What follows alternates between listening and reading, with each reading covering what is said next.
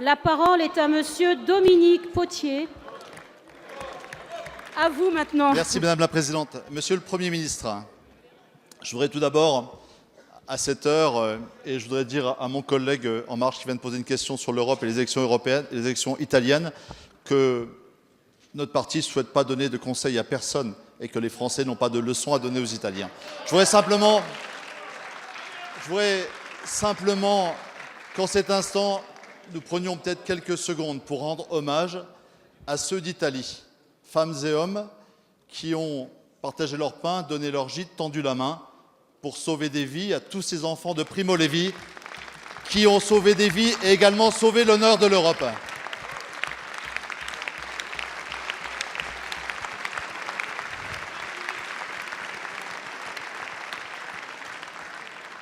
Hongrie 2014, Pologne 2015, Royaume-Uni 2016, Autriche 2017, Italie aujourd'hui.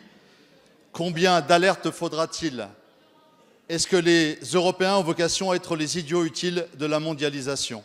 Est-ce que nous pouvons retrouver l'esprit des fondateurs d'Alcide de Gasperi, de Konrad Adenauer, de Robert Schuman, pour donner un nouveau souffle, une nouvelle espérance à cette Europe? Qu'elle ne se paye pas de mots, mais qu'elle entame une véritable révolution, celle de la justice ici et au bout du monde, celle de la fin des paradis fiscaux, celle de l'engagement pour un modèle d'entreprise qui n'emprunte pas au néolibéralisme anglo-saxon ni au capitalisme d'État asiatique, celle qui invente un mode de co-développement avec l'Afrique parce que les réponses aux flux migratoires ne seront pas simplement sécuritaires ou humanitaires, elles seront celles du co-développement. Gasperi aujourd'hui dirait que la Méditerranée est la nouvelle frontière de la paix et nous devons nous y engager pleinement. La génération qui vient, Monsieur le Premier ministre, n'attend pas de choisir entre l'enracinement et l'universel. Elle entend de porter complètement les valeurs de l'enracinement, des racines européennes et de nos valeurs universelles. Elle a vocation à s'engager. La parole est à Madame Nathalie Loiseau, ministre chargée des Affaires européennes.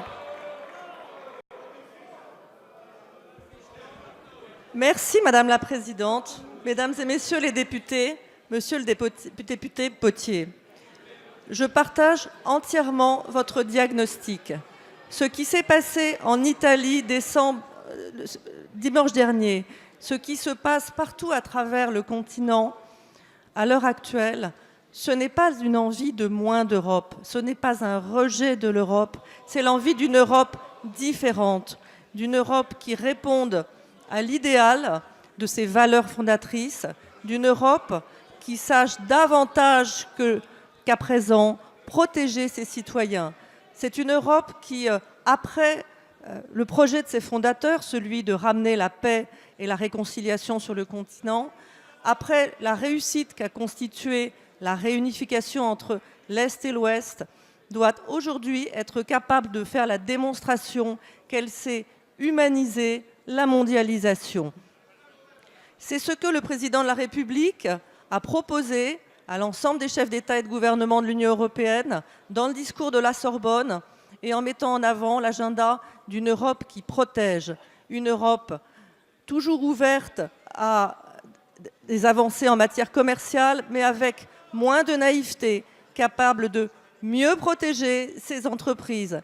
Une Europe qui sache faire face à des flux migratoires, à la fois avec davantage d'humanité, mais aussi avec davantage de responsabilité. Une Europe qui sache accompagner la transition écologique, une Europe qui sache apporter à la transition numérique davantage de protection, par exemple sur les libertés, sur les données personnelles. Bref, une Europe qui relève le défi des attentes toujours plus fortes des Européens et qui sache être à la hauteur de ce que les citoyens européens nous demandent depuis. Madame la ministre.